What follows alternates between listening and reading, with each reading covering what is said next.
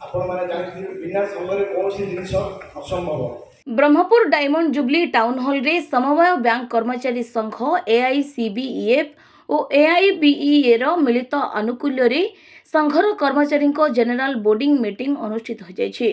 Brahmapur cooperative central bank employee union रो सभापति रंजित कुमार तोराई संपादक पवित्र मोहन पलाय अध्यक्षतार कार्यक्रम अनुष्ठित होता। भारतर विभिन्न अंचल संघर विभिन्न पदाधिकारी जोग देइथिले। गंजाम जिला समेत ओडिशार 17 गोटी बैंकरू 15टी बैंकर कार्यकर्ता जोग देइथिले। समवाय बैंक कर्मचारी विभिन्न दाबी उपरे बैठक रे आलोचना करा जायथिला। मुख्यतः सप्तम वेतन कमिशन रे बकेया थिबा राशि न मिलिबा पर्यंत आंदोलन जारी रहिबो बोली संघ पक्षरु कहा जायछि। अनुष्ठित वार्षिक अधिवेशन को एआईसीबीईएफ रो साधारण संपादक केवीएस रवि कुमार उद्घाटन करथिबा बेले एओडी रो सभापति संजीव पति मुख्य अतिथि भावे जोग देथिले। एओसीसीबीएफ रो साधारण संपादक विष्णु प्रसाद महांती मुख्य वक्ता भावे जोग देथिबा बेले गेस्ट ऑफ ऑनर भावे एओसीबीएफ रो सह साधारण संपादक प्रबोध कुमार मिश्र जोग देथिले। आयोजित वार्षिक अधिवेशन में संघर समस्त कार्यकर्ता उपस्थित रही कार्यक्रम परिचालन में सहयोग करथिले। मु रंजित कुमार तरई Brahmapur central cooperative bank employee union रो सभापति।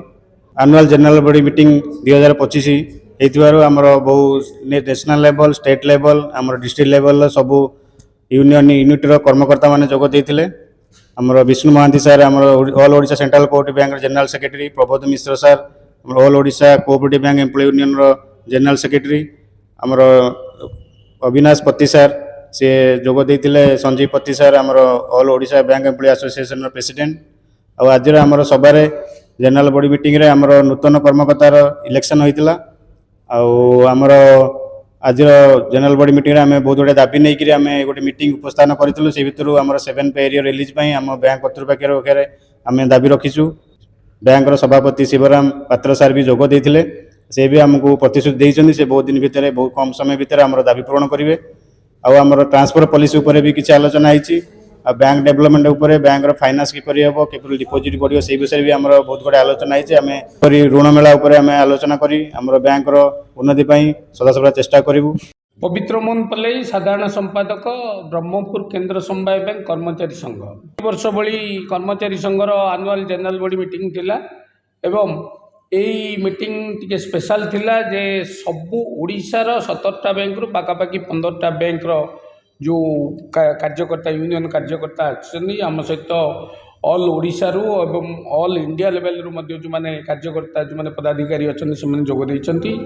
भी आम ऑर्डर पाइला पर मध्य जो 7th पे रो बकेया राशि आमको प्रदान करना से आम गोटे 14 दिन बिफोर गोटे स्ट्राइक डाकरा देचु, गोटे नॉन कोऑपरेशन रो डाकरा देचु। से विषयटा आज सभारे मुख्य कारण आम राज्य पदाधिकारी को नहीं यही विषय रे आम आंदोलन जारी रखिबू जे 7th पे रो बकेया राशि एवं आउ स्टाफ को प्रमोशन।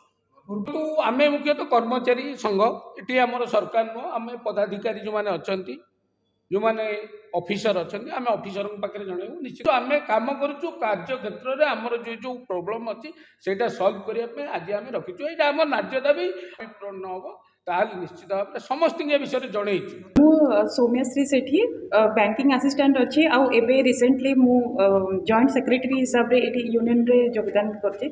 आउ आज जो प्रोग्राम होची जो हमरो सार माने सब इंस्पायर करछन हम मानको आ तांकर जो दाबी अछि आमे भी तांको सपोर्ट करछु। ए 7th पे एरियर हो प्रमोशंस हो कि आगु को बैंक रो भलो हो कि एम्प्लॉय मानकर जहाँ भी किछि भी डिमांड्स रहउछि सेटा समस्तकर जेमति फुलफिल हो सेटा आमे सार मानक सहित योगदान देके आगु को एटा जेमति सब स्मूथली हो ता पई आमे सबुबले तांकर सपोर्ट आमे देई आसीबु।